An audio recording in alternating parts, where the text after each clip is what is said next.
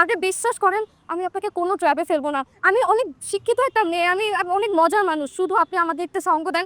আমি সত্যি কথা বলছি, আমি অনেক বড় বিপদে পড়েছি। আমি আপনাকে কি বিপদে ফেলবো বলেন? আমি নিজেই অনেক বড় বিপদে আছি। আপনি তাড়াতাড়ি একটা রিক্সা করেন প্লিজ। এই রিকশা! আমি বিপদে আছি। লাল লাল নীল নীল বাতি দেখো পরাণ জুড়াইছে। আপনি ঢাকা শহরে দিনের বেলায় লাল লাল নীল নীল বাতি কোথায় পেলেন? বুঝে না সে বুঝে না। শোনেন, মানুষের মনটা সবসময় অন্ধকারই থাকে, সারাদিন বাতি জ্বলতেই থাকে। বোঝেন নাকি বোঝেন নাই? কথায় কোনো ভেজাল আছে? আছে আছে, ভেজাল আছে। আপনি বাইরে থেকে দেখতে যতটা স্বাভাবিক, ভেতরে ততটাই অস্বাভাবিক। আরে দূর মিয়া, আপনি তো অনেক বেরোছেন। আর আপনি মিথ্যাবাদী।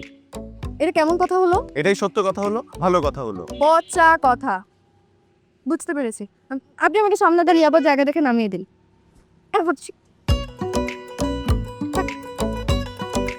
এত জোরে চিমটি মারলাম, এবার উফ করলেন না কেন? সব সময় ব্যথা শরীরে লাগে না, কিছু ব্যথা মনে গিয়ে লাগে। আর মনে রক্ত নেই, তাই বোধও নেই। আরে বাবা, আপনি তো কবিদের মতন কথা বলেন। ভালো ভালো। সবাই কবি হয়েই জন্মায়। আস্তে আস্তে সময়ের সাথে সাথে মানুষ হয়, এরপরে হয় অমানুষ। এখন থেকে এইভাবে সুন্দর করে ঘর গুছিয়ে রাখবেন, তা নাহলে আপনি আবারও আসবেন। তারপরও নোংরা করবেন। বাবারে, আপনি আসলে একটা জিনিস। ছি, সেসব বলেন না।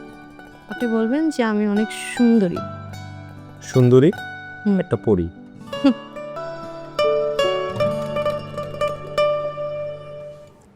কি ভাবছেন?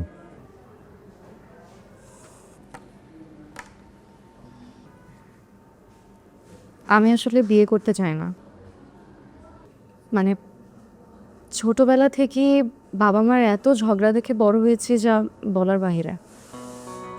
অনেক আগে থেকেই আমার বাবা মা সেপারেশনে আছেন, তাই আমি সিদ্ধান্ত নিয়েছি যে বিয়ে করব না। এই কারণে আমার বাবা যখনই প্রস্তাব নিয়ে আসে আমি বাসা থেকে পালিয়ে যাই।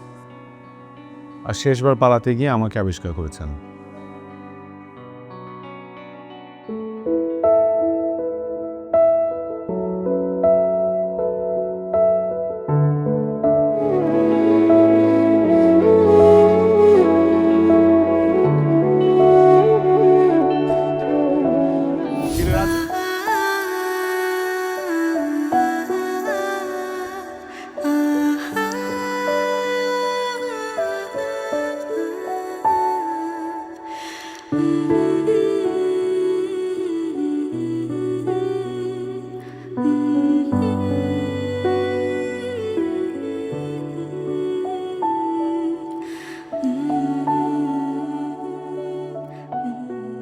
আপনি যে পরীর মতো সুন্দরী, সেটা আমাকে বারবার প্রমাণ দিতে হবে কেন?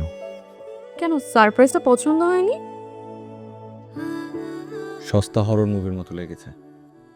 কিন্তু আমি তো অনেক দামি। কত? 1,15,602 টাকা মাত্র।